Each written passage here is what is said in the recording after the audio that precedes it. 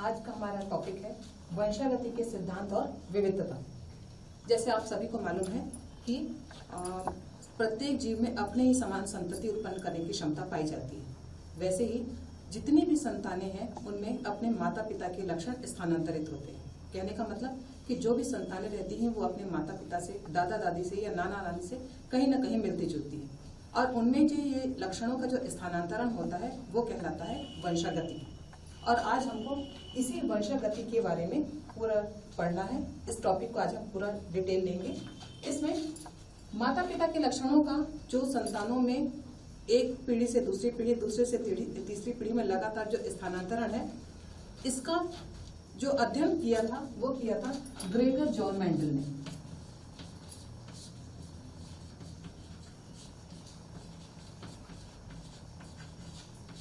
और इसलिए Gregor John Mendel को कहा जाता है फादर ऑफ जेनेटिक्स।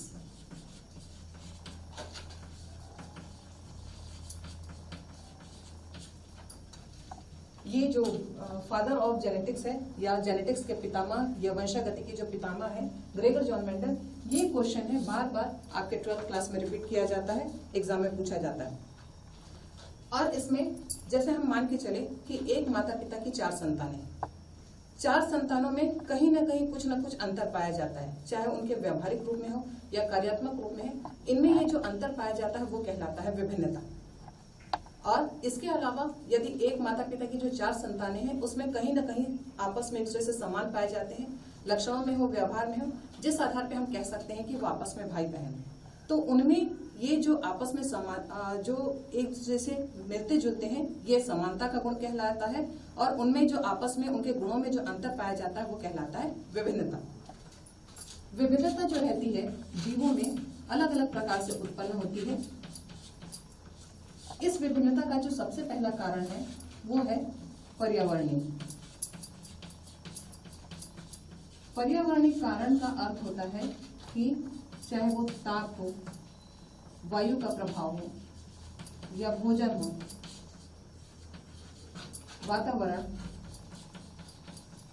वातावरण यदि अलग अलग स्थानों का अलग अलग है, हम मान के चले कि पूर्वी क्षेत्र में रहने वाले लोग और दक्षिणी क्षेत्र में रहने वाले लोग, इन दोनों में पर्याप्त अंतर पाया जाता है।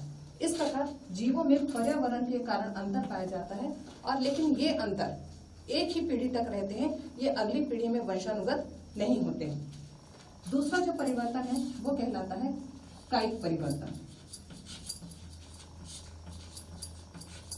कायिक परिवर्तन का या कायिक विभिन्नता का जो अर्थ होता है कि जीवों में कायिक कोशिकाएं पाई जाती हैं। इन कायिक कोशिकाओं में जो भी परिवर्तन होता है वो केवल एक ही पीढ़ी तक चलता है और ये परिवर्तन है जीवों के साथ साथ समाप्त हो जाता है। तीसरी जो विभिन्नता रहती है वो कहलाती है आनुवांशिक विभिन्नता।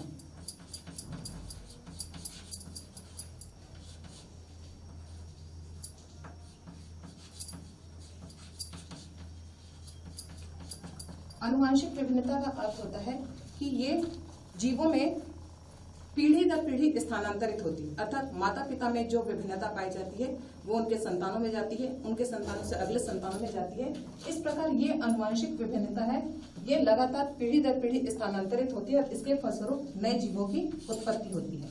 और चौथा और आखिरी विभिन्नता है वो कहलाती है जर्मिनल विभिन्नता।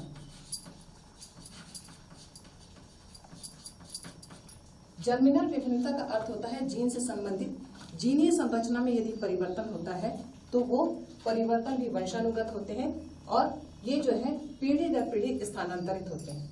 इस प्रकार 4 प्रकार की विभिन्नता जीवों में पाई जाती है, पर्यावरणीय, कायिक, आनुवांशिक और जर्मिनल। और इन परिवर्तनों के फलस्वरूप नए जीवों की उत्पत्ति होती है।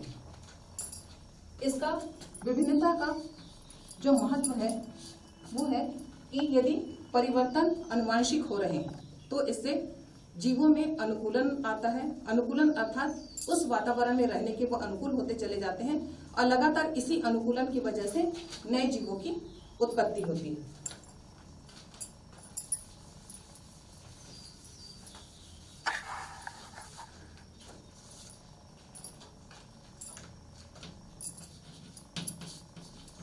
मेंडल ने वंशागतिकी से संबंधित बहुत सारे प्रयोग किए और इसके प्रयोग के लिए उन्होंने जो चुनाव किया था वो था मटर के पौधे का। अब ऐसा नहीं है कि मेंडल ने एक बार प्रयोग किया, उनका प्रयोग सफल हो गया। इन्होंने लगभग 14 सालों तक मटर के पौधे पर 10,000 प्रयोग किए। इतने प्रयोग करने के बाद इन्होंने अपना जो शोध है वो नेचुरल हिस्ट्री सोसाइटी ब्रून में सबमिट किया। नेचुरल हिस्ट्री सोसाइटी ब्रून में इन्होंने अपना शोध है वो सबमिट किया और इस यहाँ के जो विज्ञान वेत्ता थे इन्होंने इनकी थीसिस को आगे बढ़ाया।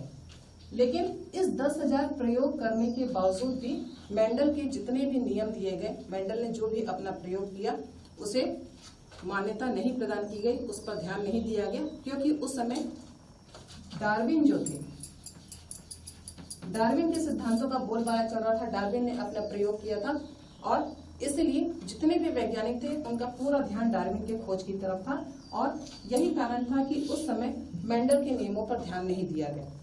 धीरे धीरे मेंडल ने अपने प्रयोग को और आगे बढ़ाया और लगातार नए प्रयोग करते चले गए और कुछ सालों बाद ये मेंडल इस कार्य में सफल भी हुए। ऐसा नहीं है कि केवल मेंडल ने ही इस प्रयोग पर कार्य किया या वंशागति पर इन्होंने ही कार्य किया। बहुत सारे वैज्ञानिक थे जिन्होंने इस पर कार्य किया, लेकिन वो सफल इसलिए नहीं हुए क्योंकि उन्होंने बहुत सारे कैरेक्टर्स को एक साथ, बहुत सारे मटर के लक्षणों को एक साथ लेकर अपना कार्य करना चाहा। लेकिन मेंडल ने एक काम किया कि मेंडल ने सिर्फ एक ही लक्षण, एक ही विरोधी लक्षण को लेके अपना कार्य किया और अपने इस कार्य में सफल हुए। इन्होंने अपने प्रयोग के लिए मटर के पौधे का चुनाव किया। कारण था, बहुत सारे कारण थे इसमें मटर के पौधों को चुनने का। मटर के पौधों को चुनने का कारण था कि मटर का जो पौधा रहता है वो द्विलिंगी होता है।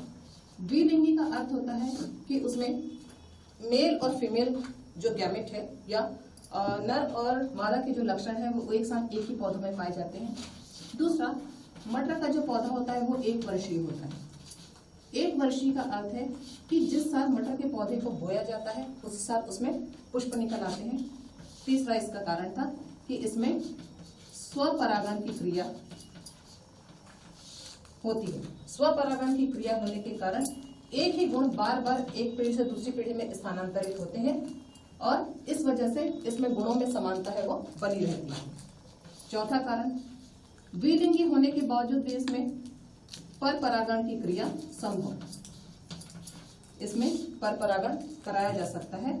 और 5वां कैरेक्टर है, इसमें मटर में बहुत सारे विरोधी लक्षण उपस्थित होते हैं जिसकी वजह से इसमें प्रयोग करना आसान होता है। विरोधी लक्षण का मतलब होता है कि मटर के पौधे 2 प्रकार के होते हैं, एक लंबा पौधा होता है, दूसरा छोटा होता है। दूसरा कैरेक्टर इसमें फूलों का रंग एक लाल होता है, दूसरा सफेद होता है। तीसरे कैरेक्टर में इसके फली का आकार बड़ा होता है, दूसरा छोटा होता है।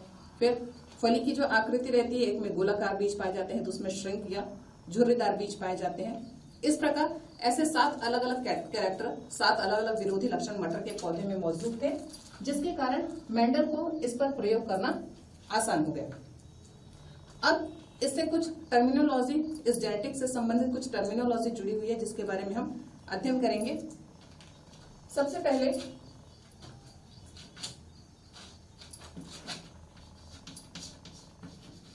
हमें मालूम है कि गुणों का जो स्थानांतरण होता है वो जीन के द्वारा होता है। मतलब एक पीढ़ी से दूसरी पीढ़ी में जो गुण स्थानांतरित होते हैं वो जीन में होते हैं। ये हमेशा जोड़ों में पाए जाते हैं। हम मान के चले कि जो हम मटर के पौधों के लिए लंबेपन का गुण ले रहे हैं उसको हम लंबेपन को कैपिटल टी से शो करते हैं।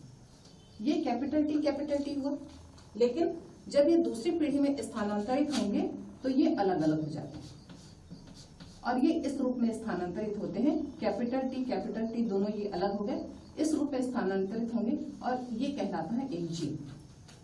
इस रूप में ये अगले पीढ़ी तक जाएंगे। ये हुआ। दूसरा कहलाता है इसमें हाइब्रिडाइजेशन, या इसको कहा जाता है संकरण। संकरण का अर्थ होता है कि 2 अलग अलग लक्षणों वाले गैमेट जिन्हें लैंगिक रूप से मिलाना वो कहलाता है संकरण। हम मान के चले कि हमने ये कैपिटल टी और कैपिटल टी इन दोनों को हमको मिलाना, इन दोनों ये जब आपस में मिलेंगे तो ये बनाते हैं कैपिटल टी कैपिटल टी। ये कहलाएगी प्रक्रिया संकरण। दो अलग अलग लक्षणों वाले गैमेट को लैंगिक रूप से आपस में मिलाना ये कहलाता है संकरण, और इसके फलस्वरूप जो नई संतति तैयार होती है वो कहलाती है हाइब्रिड या संकरण। एक बार फिर से, दो अलग अलग लक्षणों वाले गैमेट को लैंगिक रूप से मिलाना ये कहलाता है संकरण, और संकरण के फलस्वरूप जो जाति तैयार होती है वो कहलाती है संकर।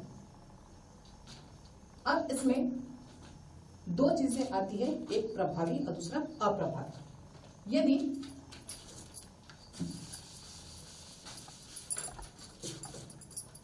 हम दो पौधे ले रहे हैं, ये मान के चले कि मटर का लंबा पौधा है जो जिसे हम शो करते हैं कैपिटल टी से, ये लंबा पौधा हो गया। दूसरा है छोटा पौधा जिसको हम शो करते हैं स्मॉल टी से। अब इसमें एक लंबा पौधा और दूसरा बौना पौधा,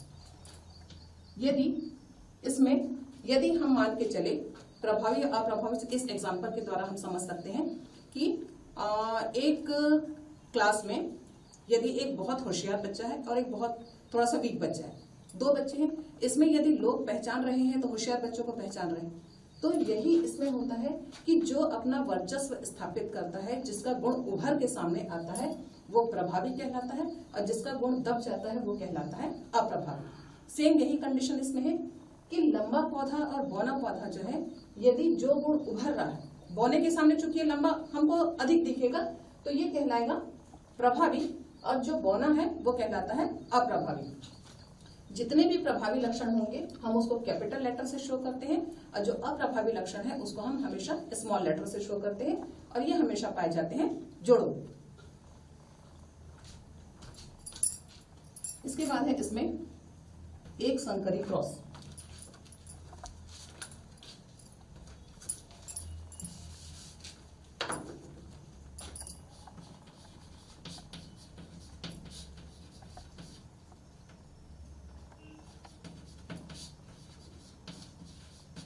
एक संकरण या इसको यह कहा जाता है F1 जनरेशन।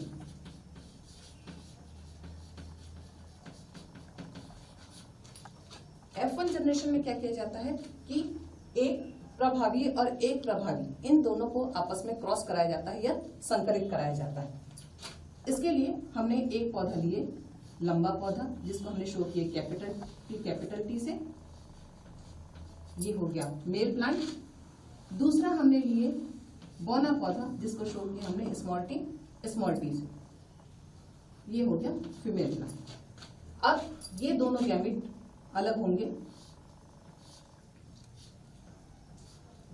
ये हो गया, इससे जो हमको गैमेट मिले कैपिटल टी, और यहां से जो हमको गैमेट मिलेंगे वो मिलेंगे स्मॉल टी और स्मॉल टी। ये हमको 4 गैमेट मिल गए, और ये जो 4 हमको गैमेट मिले हैं इन्हीं को हमको आपस में क्रॉस कराना है।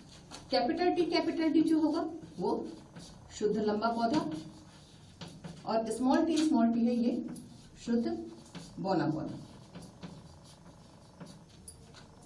इनसे जो 4 मिले हमको, इनको हमको आपस में क्रॉस कराना है। क्रॉस कराने का तरीका 2 तरीके से आप इसको क्रॉस करा सकते हैं।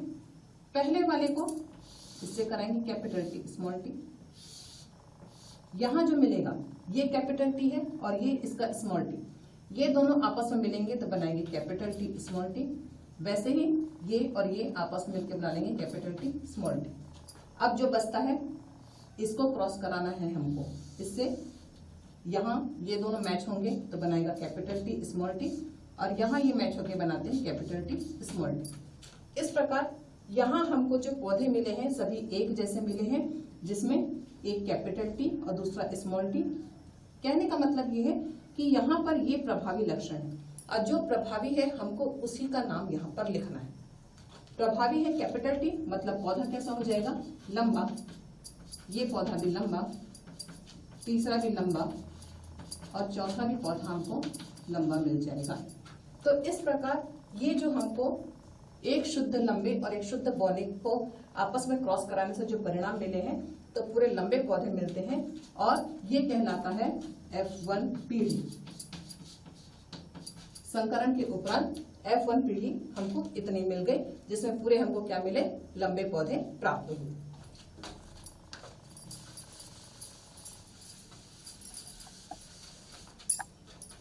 इसके बाद आता है F2 जनरेशन। या F2 जनरेशन में क्या होगा कि ये जो हमको पौधे प्राप्त हुए हैं, यहां से कैपिटल टी स्मॉल टी, प्रभावी और अप्रभावी दोनों मिक्स है, इन्हीं को हमको आपस में फिर से संकरित कराना है। ये मेल हो गया, दूसरा फीमेल, इनसे फिर ये अलग अलग हो जाएंगे, capital T small T, capital T और स्मॉल टी। फिर से वैसा जैसे अभी हमने क्रॉस कराए थे वैसा ही क्रॉस कराना है।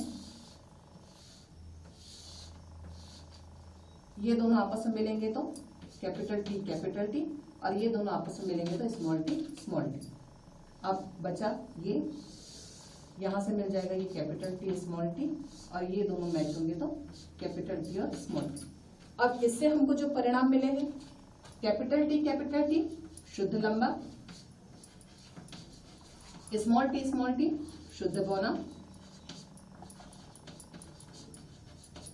अब यहां जो दो मिले हमको कैपिटल टी स्मॉल टी, तो ये इसमें से कैपिटल टी प्रभावी और स्मॉल टी अप्रभावी, लक्षण उभर के आएगा प्रभावी वाला, इसलिए ये पौधा कहलाएगा लंबा और ये भी हो जाएगा लंबा और ये होगी F2 पीढ़ी। तो F2 पीढ़ी में हमको 3 लंबे पौधे मिलते हैं और एक बौना पौधा मिलता है और इसमें इसका अनुपात रहता है 3:1। तो ये हो गया F1 पीढ़ी में पूरे लंबे पौधे, पूरे प्रभावी पौधे प्राप्त होंगे और F2 पीढ़ी में जो हमको मिलते हैं इसमें से 3 प्रभावी और 1 अप्रभावी, कहने का मतलब कि इसमें जो अनुपात मिलता है वो मिलता है 3:1। इसमें 2 टर्मिनोलॉजी और है, एक तो कहलाता है फिनोटिपिक या फिनोटाइप और दूसरा होता है जीनोटाइप। फिनोटाइप का सीधा सीधा अर्थ है कि ऐसे लक्षण जो हमको बाहरी तौर पे हमको दिखाई दे रहे हैं। हम मान के चले कि हमारे आंखों का रंग है या बालों की आकृति, हमारे कान की आकृति, हमारे हाथ पैर, हमारे स्किन का कलर है, ये हमारे फिनोटिपिक लक्षण है जो हमको बाहर से दिखाई देते हैं। जीनोटिपिक लक्षण मतलब होता है जो जीन से संबंधित होते हैं हमारे शरीर के अंदर, जो हमको दिखाई नहीं देते, वो कहलाते हैं जीनोटिपिक लक्षण। फिनोटिपिक लक्षण में हम ये मान के चलेंगे कि ये पौधा हमको लंबा दिखाई दे रहा है, इसमें 3 पौधे हमको लंबे दिखाई दे रहे हैं और एक बौना है, तो हम इसका फिनोटाइप है वो 3:1 मान लेंगे। लेकिन यदि जीनोटिपिक लक्षण देखें तो इन दोनों में कैपिटल टी स्मॉल टी, इसमें एक गुण है वो दबा हुआ है जो हमें दिखाई नहीं दे रहा। चूंकि ये एक से इससे डिफर है, इसलिए जब जीनोटिपिक इसका अनुपात देखेंगे तो 1 शुद्ध लंबा पौधा, 2 संकर लंबे पौधे और 1 होता है शुद्ध बौना पौधा। तो उसका जीनोटिपिक जो अनुपात है वो मिलता है 1:2:1 और फिनोटिपिक अनुपात यदि पूछा जाए तो वो रहता है 3:1। ये इसकी टर्मिनोलॉजी हो गई किसकी, जेनेटिक्स की। अब इसके बाद आगे हम पढ़ते हैं मेंडल के नियम। मेंडल ने 3 नियम दिए, उसमें सबसे पहला है प्रभाविता का नियम।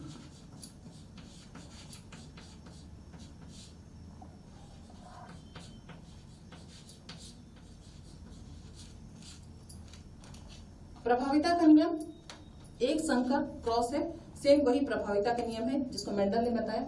मेंडल ने यह बताया कि यदि एक जोड़े विरोधी लक्षण को आपस में क्रॉस कराया जाता है तो उससे जो परिणाम प्राप्त होता है तो उसमें जो लक्षण उभर के सामने आता है वो प्रभावी कहलाएगा और जो लक्षण दब जाएगा वो कहलाता है अप्रभावी। जो अभी हमने क्रॉस कराया सेम वही क्रॉस यहाँ पे रिपीट होगा, जिसमें हमने 2 विरोधी लक्षण अर्थात हमने लिए एक लंबा पौधा और दूसरा हम लेंगे इसमें बौना पौधा।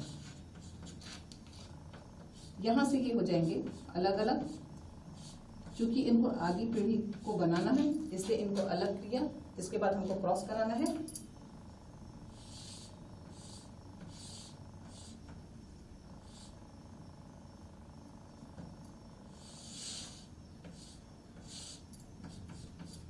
ये पिछले बार जैसे हमको ये पूरे परिणाम मिल जाएंगे।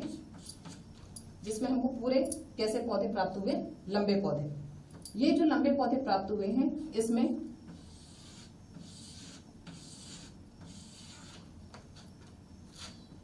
कैपिटल टी स्मॉल टी, मतलब इसमें हमको दिखाई दे रहे लंबे पौधे।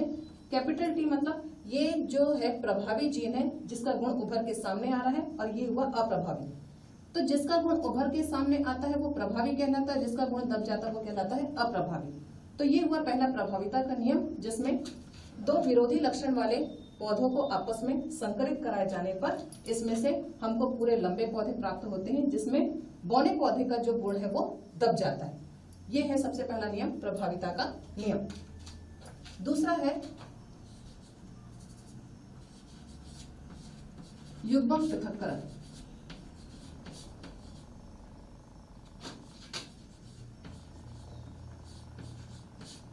युग्मक पृथक्करण का मतलब होता है गैमेट को अलग करना या युग्मकों को अलग करना। अब पहली पीढ़ी में जो हमको प्राप्त हुए हैं कैपिटल टी स्मॉल टी या जो लंबे पौधे प्राप्त हुए हैं, और साथ में इसमें बौनेपन का गुण है वो दबा हुआ था। अब ये गुण दबा हुआ है मतलब ये गुण समाप्त नहीं हुआ है। इसको अगली पीढ़ी में जब क्रॉस कराया जाता है तो ये इससे अलग होके अपना अलग गुण प्रदर्शित करता है। तो इसको कहा जाता है युग्मक पृथक्करण का नियम।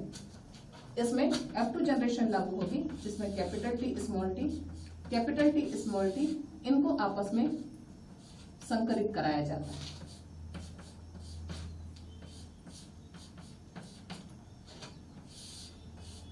जो हमने पहले किए थे वही प्रोसीजर फिर से करना है हमको।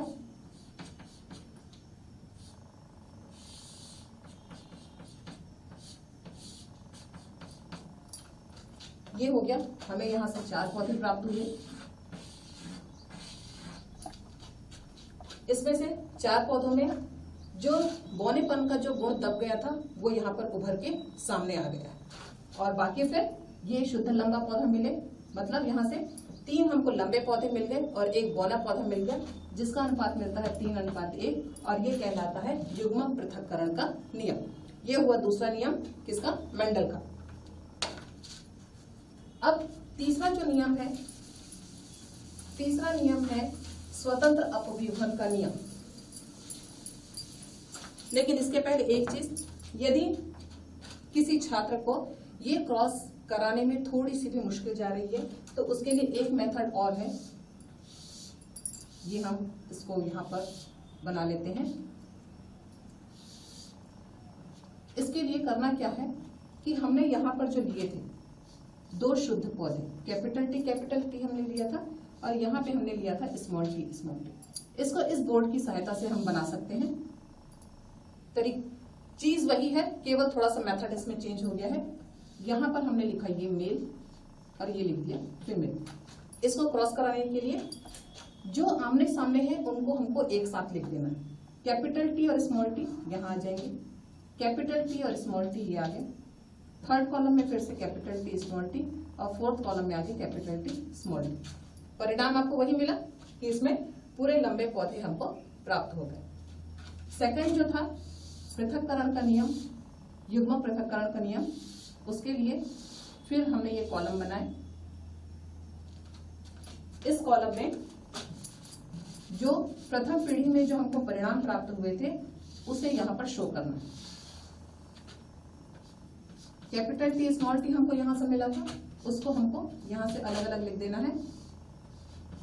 ये हो गया मेल और ये फीमेल, ये क्रॉस करेंगे, कैपिटल टी ये प्राप्त हो गए। यहाँ पर कैपिटल टी स्मॉल टी, ये कैपिटल टी स्मॉल टी, और लास्ट में स्मॉल टी। ये आपको समझ में आ गया।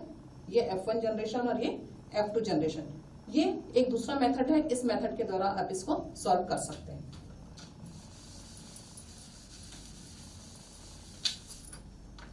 तीसरा नियम है मेंडल का, जो उन्होंने दिया वो है स्वतंत्र अपव्यूहन का नियम।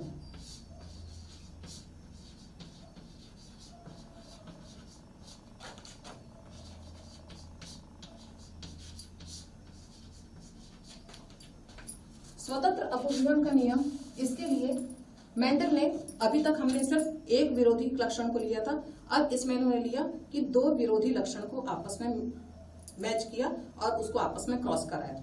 तो तो इसके फलस्वरूप क्या होता है कि प्रत्येक लक्षण जो रहता है वो दूसरे लक्षण से डिफर रहता है और एक दूसरे से आपस में ये लक्षण कहीं भी मैच नहीं करते। इसके लिए हम जो लक्षण लेंगे, एक तो हमने लिया था लंबा पौधा। अब लंबा पौधा जो था उसके साथ हमको दूसरा लक्षण लेना है, तो उसके लिए हम फूल का रंग लेते हैं लाल। लंबा पौधा होगा, इसमें कौन से फूल लग रहे हैं? लाल। दूसरा पौधा है बौना पौधा या छोटा पौधा और उसके साथ जो फूल लग रहे हैं वो है सफेद। ये दो लक्षण हो गए। ये दोनों एक पौधे में लग रहा है लंबा पौधा है जिसमें लाल रंग के फूल लग रहे हैं, और दूसरा पौधा है बौना जिसमें सफेद रंग के फूल खिल रहे हैं। अब इन दोनों में प्रभावी कौन सा है? लंबा और लाल। तो इसको लंबा के लिए हमने लिए थे कैपिटल टी, वैसे ही लाल के लिए लेते हैं, रेड फ्लावर है तो इसके लिए हम जो लेटर लेते हैं वो है कैपिटल आर। बौना पौधे के लिए जो लेटर हमने यहाँ लिया है उसी का स्मॉल लेटर लेते हैं, तो ये हो जाएगा स्मॉल टी और स्मॉल आर। इस प्रकार हमको ये दो लक्षणों को एक साथ क्रॉस कराना है। इसके लिए क्रॉस कराने के लिए सबसे पहले हम क्या करेंगे कि यहाँ जो हमने क्रॉस कराए थे F1 जनरेशन का, उसके लिए हम इसको अलग अलग करते हैं। सबसे पहले हमको प्राप्त हुआ था कैपिटल टी और स्मॉल टी। यहां से हमने देखे थे पहले वाले में कि हमको मिला था F1 जनरेशन में कैपिटल टी स्मॉल टी, और वैसे ही यदि हम लाल पौधे और सफेद पौधे के लिए करेंगे तो वहां से हमको जो मिलता है वो मिलता है कैपिटल आर और स्मॉल आर। ये दो गैमेट हमको यहाँ से मिलते हैं, जिसको हम शो करते हैं मेल और फीमेल। इनको आपस में हम संकरित कराते हैं। इनका जब हम आपस में संकरण कराते हैं तो हमको यहाँ से मिलता है कैपिटल टी कैपिटल आर, फिर कैपिटल आर स्मॉल टी। ये दोनों को हमने मैच कराया। तीसरे में कैपिटल टी स्मॉल आर और लास्ट स्मॉल टी और स्मॉल आर। ये चार पौधे हमको यहां से प्राप्त हुए। पहला पौधा जो है कैपिटल टी कैपिटल आर, इसका जो हम परिणाम देखेंगे, जो हमको मिलेगा परिणाम, यहां से हमको मिलेगा लंबा पौधा और जिसमें कौन से फूल खिल रहे हैं? लाल रंग के। कैपिटल टी मतलब लंबा हो गया, आर मतलब हो गया लाल रंग के फूल। यहां मिला कैपिटल आर और स्मॉल टी, इसका मतलब होगा यहाँ पर लाल रंग के फूल खिल रहे हैं लेकिन पौधा कैसा है? बौना। थर्ड में कैपिटल टी और स्मॉल आर है, इसका कहने का मतलब है कि पौधा लंबा है लेकिन फूल कैसे खिल रहे हैं? इसमें सफेद। और चौथा क्या है? स्मॉल टी और स्मॉल आर, इसका कहने का मतलब है कि इसमें जो पौधा है वो बौना है और फूल कौन से खिल रहे हैं? इसमें सफेद। तो इस प्रकार हमको ये चार परिणाम मिलते हैं। अब यहाँ पे सिर्फ हमको चार परिणाम मिले हैं, इसी पौधों को हमको फिर से क्रॉस कराना है। क्रॉस कराने के लिए आपको बनाना पड़ेगा चेकर बोर्ड, जिससे हमको 16 पौधे यहां से प्राप्त होते हैं।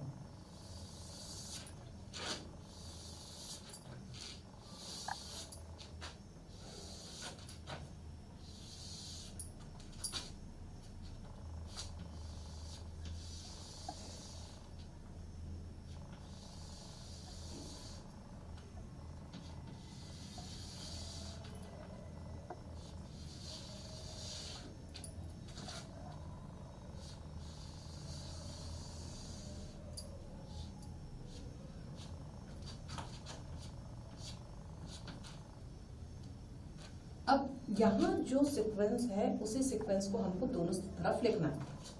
लिखने का तरीका, यहाँ पे फिर हमने ये मेल गैमेट बना दिया, दूसरा फीमेल, मतलब मेल प्लांट इस तरफ है और फीमेल प्लांट का हम शो करेंगे नीचे की। सबसे पहले है कैपिटल टी कैपिटल आर, ये लिख दिया हमने। दूसरे में कैपिटल आर स्मॉल टी, तीसरे में कैपिटल आर स्मॉल आर, और चौथे में है स्मॉल टी और स्मॉल आर। ये जो सीक्वेंस है उसी सीक्वेंस को आपको नीचे लिखना है। Capital T capital R small T, capital R small T और स्मॉल आर। इसके पहले जो हमने क्रॉस कराए थे कॉलम बना के या बोर्ड बना के, वैसा ही इसमें भी हमको मैच कराना है। इस कॉलम के सामने जो दो हैं उसी को हमको वैसे का वैसे ही पूरा उतार देना है।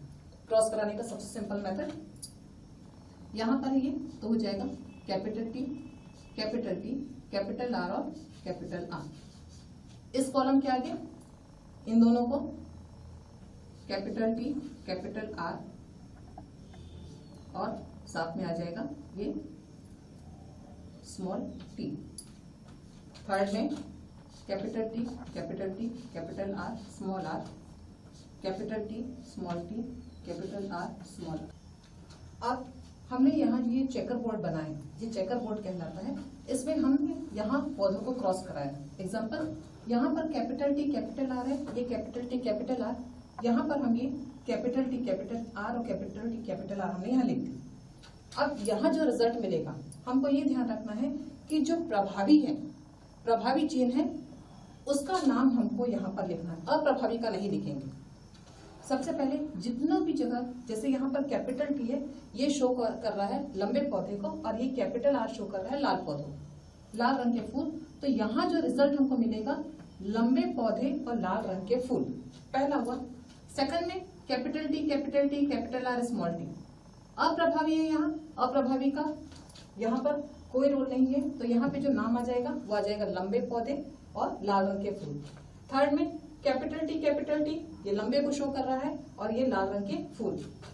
चौथे में capital T capital R small R, ये हो गया लंबा और ये हो गया लाल। नेक्स्ट में कैपिटल टी कैपिटल आर है, कैपिटल टी का मतलब हो जाएगा लंबा पौधा और कैपिटल आर मतलब है लाल रंग के फूल। यहाँ भी, लेकिन यहाँ थोड़ा सा चेंज हो जाएगा। यहाँ पर क्या होगा, कैपिटल आर है तो ये तो लाल रंग के फूल शो करेगा, क्योंकि यहाँ पर स्मॉल टी है तो ये शो करता है बौने पौधे को। कैपिटल आर है मतलब लाल रंग का फूल खिलेगा, और कैपिटल टी है मतलब पौधा कैसा हो जाएगा, लंबा। यहाँ लाल रंग के फूल खिलेंगे लेकिन पौधा हो जाएगा बौना। यहाँ पर कैपिटल टी है मतलब पौधा हो जाएगा लंबा और फूल कैसे खिलेंगे, लाल। यहाँ पर कैपिटल आर है मतलब लाल फूल और लंबा पौधा, यहाँ लंबा पौधा, और स्मॉल आर है, इसका मतलब पौधा कैसा हो जाएगा, कौन से रंग का, सफेद। कैपिटल टी है मतलब लंबा पौधा और स्मॉल आर है मतलब फूल का रंग सफेद।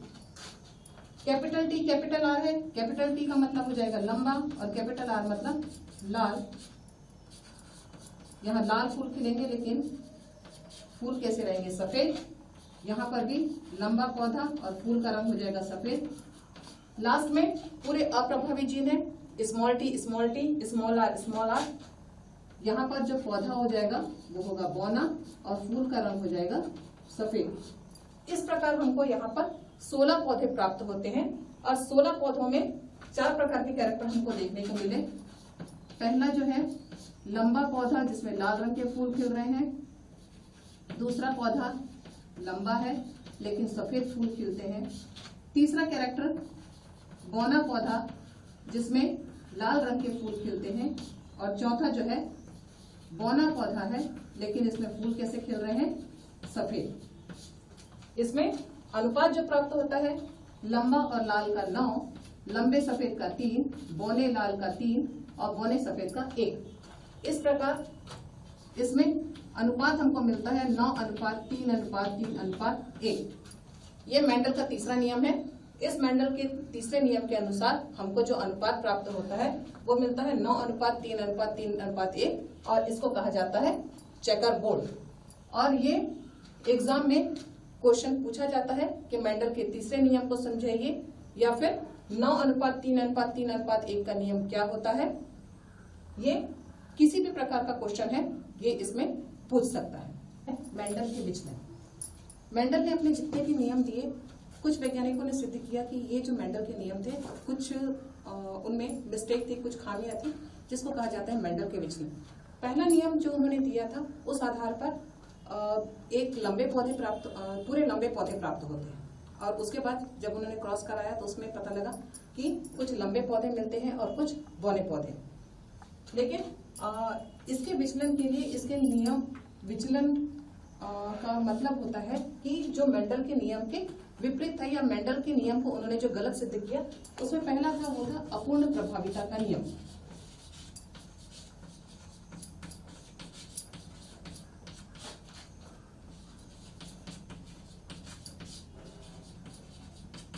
मेंडल के नियम के अनुसार कि उसमें लंबे और बौने पौधे को जब क्रॉस कराया गया तो उसमें से 3 लंबे पौधे प्राप्त होते हैं और एक बौना पौधा प्राप्त होता है। लेकिन वैज्ञानिकों ने सिद्ध किया कि इसमें पूरे लंबे और बौने पौधे के अलावा एक बीच का भी रेशियो उसमें मिलता है, जिसे कहा जाता है अपूर्ण प्रभाविता। इसके लिए इन्होंने एक पौधा लिया, वो था मिराबिलिस जलापा। इस पौधे पे उन्होंने एक्सपेरिमेंट किया। मिराबिलिस जलापा में 2 कलर के फूल मिलते हैं, एक तो लाल और दूसरे मिलते हैं सफेद। लाल कलर के फूल को शो किया जाता है आर से और सफेद के लिए स्मॉल आर, जो अप्रभावी रहता है। इन्हें आपस में संकरित कराया गया।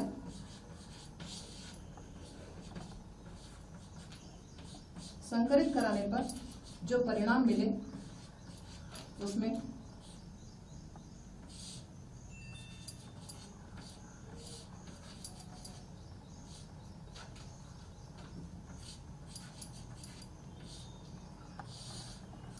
मतलब यहां से पूरे पौधे जो मिले वो हमको मिले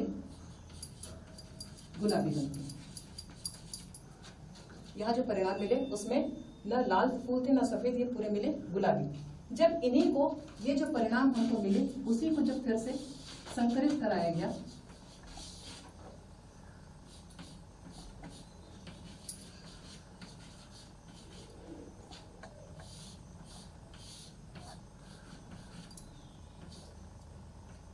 तो यहां से जो परिणाम मिलते हैं हमको वो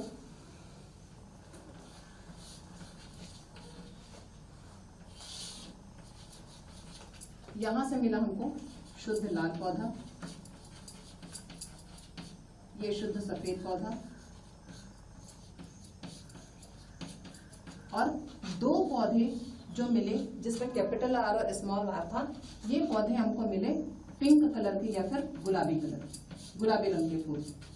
यहाँ पर जो मेंडल की प्रभाविता का नियम वो गलत सिद्ध हुआ कि इन्हें आपस में क्रॉस कराए जाने पर हमको यहाँ जो लाल पौधे मिलना था प्रभाविता के नियम के अनुसार, यहाँ पर हमको मिलते हैं गुलाबी कलर के पौधे और ये कहलाता है अपूर्ण प्रभाविता का नियम। दूसरा नियम या दूसरा जो विचलन है वो कहलाता है सहप्रभाविता।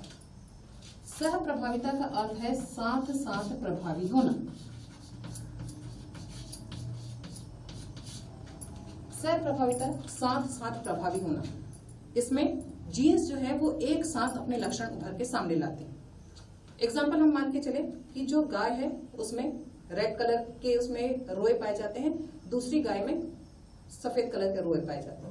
इन्हें आपस में जब क्रॉस कराया जाता है, दोनों गायों को आपस में क्रॉस कराया गया तो एक तीसरे जो रंग हमको मिला जो कहलाते हैं रोअन।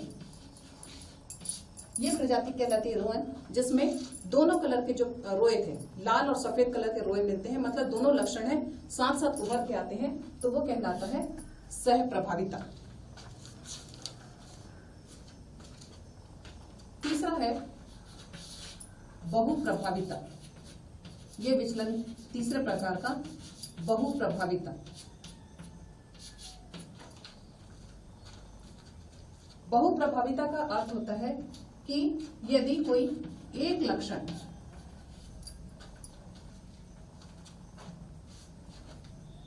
एक जीन के द्वारा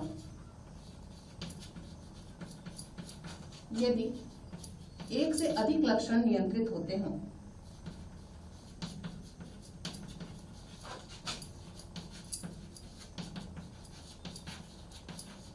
नियंत्रित हो रहे हो, तो ये कहलाता है बहुप्रभाविता। हमने अभी तक यही पढ़ा कि एक जीन के द्वारा एक लक्षण नियंत्रित किया जाता है, लेकिन जब एक जीन के द्वारा एक से अधिक लक्षण नियंत्रित किए जाते हैं तो ये कहलाता है बहुप्रभाविता। बहु मतलब ज्यादा, प्रभाविता मतलब प्रभावित होना। इसके लिए जो मटर के भी यदि बीज हम लेके चले तो मटर के बीज में एक तो लंबी फली रहती है और इसमें गोलाकार बीज रहते हैं। फली कैसी हो गई? लंबी, और बीज कैसे हैं? गोलाकार। ये प्रभावी लक्षण है। दूसरा, मटर की फली जो रहेगी वो छोटी और उसमें जो बीज रहेंगे कैसे रहेंगे? श्रिंक रहेंगे, झुर्रीदार या सिकुड़े हुए रहेंगे। तो इसमें ये है प्रभावी लक्षण कहलाएगा और ये अप्रभावी लक्षण। और ये जो दोनों कैरेक्टर है एक ही जीन के द्वारा नियंत्रित किए जा रहे हैं। एक जीन है जो लंबेपन का और गोलाकार बीज को नियंत्रित कर रहा है और दूसरा जो है वो छोटी फली और श्रिंक वाले बीज या झुर्रीदार बीज को नियंत्रित कर रहा है। ये नियम क्या कहता है? बहुप्रभाविता। यदि इन्हें आपस में क्रॉस कराया जाए तो जो रिजल्ट मिलता है उसमें फली तो लंबी रहेगी, बीज गोलाकार रहते हैं, लेकिन जो फली का साइज जो रहेगा वो लंबा रहेगा। लेकिन इन दोनों के बीज, मतलब ये जो गोलाकार बीज है और जो झुर्रीदार बीज है, छोटे बीज है, इन दोनों के बीज का साइज हमको मिलता है बीज में, जो एक तीसरे जीन के द्वारा निर्धारित होता है। और ये कहलाता है बहुप्रभाविता का नियम या फिर मेंडल का ये तीसरा विचलन है।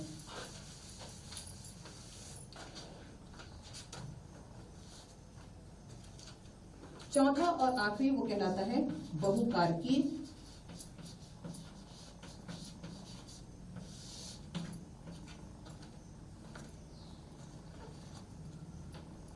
बहुकारकी का अर्थ होता है कि जब जीव में लक्षण की जो अभिव्यक्ति होती है वो एक से अधिक जीन के द्वारा निर्धारित होती है। यहाँ पर एक जीन और एक लक्षण का सिद्धांत खत्म हो जाता है, क्योंकि यहाँ पर जो लक्षण है वो एक से अधिक जीन के द्वारा नियंत्रित किए जाते हैं। इसमें हम मनुष्य के रंग का एग्जाम्पल लेके चलेंगे कि मनुष्य में यदि मेंडल के नियम के अनुसार माने तो मनुष्य का रंग दो ही होगा, या तो वो पूरे डार्क होंगे या पूरे व्हाइट होंगे या फेयर कलर। बीच में जितने भी रहते, चाहे वो गेहुआ कलर हो या फिर सांवलापन है, ये पूरे कैरेक्टर खत्म कर दिए मेंडल ने। लेकिन चूंकि अब बहुत सारे कलर्स मनुष्य में पाए जाते हैं, जीवों में पाए जाते हैं, तो उस कैरेक्टर के आधार पर एक जो चौथा विचलन लेके चला गया वो है बहुकारकी, जिसमें एक लक्षण को बहुत सारे जीन के द्वारा नियंत्रित किया जाता है। तो इसमें सबसे पहले हम लेते हैं ब्लैक कलर, उसके बाद फिर आता है डार्क कलर, फिर मीडियम, उसके बाद फिर फेयर कलर और व्हाइट। अब इसमें हमने संख्या निर्धारित कर दी है। संख्या निर्धारण इस प्रकार करेंगे, जितने प्रभावी जीन की संख्या है वो उतना ग्रेडिंग उसकी बढ़ते चली जाएगी। यदि प्रभावी जीन की संख्या 4 है तो कलर होगा ब्लैक, यदि प्रभावी जीन की संख्या 3 है तो डार्क, यदि प्रभावी जीन की संख्या 2 है तो मीडियम कलर, प्रभावी जीन की संख्या 1 है तो फेयर कलर, और यदि पूरे प्रभावी जीन है, प्रभावी जीन एब्सेंट है, केवल अप्रभावी जीन उपस्थित है, तो वो कलर हो जाएगा व्हाइट। इनको फिर से वैसे ही चेकर बोर्ड बनाना है और चेकर बोर्ड बना के आपस में क्रॉस करना है। इस प्रकार हमने ये जो चेकर बोर्ड बना है, इस चेकर बोर्ड में हमने जो क्रॉस कराया है, इसमें अलग अलग जीन दिए हैं, इनको आपस में मल्टीपल क्रॉस करा के फिर से ये चेकर बोर्ड बनाया है, जिसमें ये प्रभावी जीन है और ये अप्रभावी जीन है। इनको क्रॉस कराने के बाद यहाँ पर नियम ये कहता है कि जितने प्रभावी जीन की संख्या है वो इन कलर्स को शो करता है। प्रभावी जीन की संख्या यदि 4 है तो वो ब्लैक, प्रभावी जीन की संख्या यदि 3 है तो डार्क, 2 है तो मीडियम और 1 है तो फेयर, और यदि पूरे अप्रभावी जीन है तो वो सफेद कलर को शो करता है। जैसे हमने यहाँ पे चेकर बोर्ड बनाया है, इसमें प्रभावी जीन की संख्या 1, 2, 3, 4 है तो ये ब्लैक कलर हो जाएगा। इसमें प्रभावी जीन की संख्या 1 भी नहीं है, मतलब पूरे अप्रभावी है, तो ये हो जाएगा व्हाइट कलर का। इस प्रकार का यहाँ पर 3 जो है प्रभावी जीन है, A, B, B, तो ये डार्क कलर के हो जाएंगे। यहाँ हमने अलग अलग कलर से इसको शो कर दिया है। इस प्रकार जो हमने चार्ट तैयार किया है, जो चेकर बोर्ड तैयार किया है किसका, बहुकारकी का, तो इसमें जो हमको अनुपात मिलता है वो मिलता है 1:4:6:4:1। ये जो अनुपात है, चाहे हम इस साइड से लें या इस साइड से, राइट या लेफ्ट किसी भी साइड से लें, अनुपात हमको एक जैसा मिलता है, जिसको कहा जाता है पॉलीजेनिक रेशियो, जिसमें अनुपात दोनों ओर से समान होते हैं। और इसके लिए जो ग्राफ तैयार होता है, इस ग्राफ में यदि हम यहाँ अलग अलग कलर्स की संख्या ले लें तो सबसे कम है ब्लैक, उसके बाद है डार्क कलर के जो हमको 4 मिलते हैं, फिर मीडियम साइज के 6 मिलते हैं, फिर फेयर 4, और लास्ट में जो व्हाइट कलर है वो मिलता है 1। इसके लिए जो ग्राफ बनता है वो उल्टे घंटी के आकार का हमको ये ग्राफ मिलता है, किसमें, इस बहुकारकी संरचना में। इस प्रकार ये जो है ये मेंडल के विचलन है इतने प्रकार के विचलन है जो मेंडल के नियम में कुछ कमियां थी, उसके आधार पर ये विचलन दिए गए। इस चैप्टर से संबंधित जो क्वेश्चन आते हैं उसमें आपको पूछता है कि वंशागतिकी के जनक कौन थे।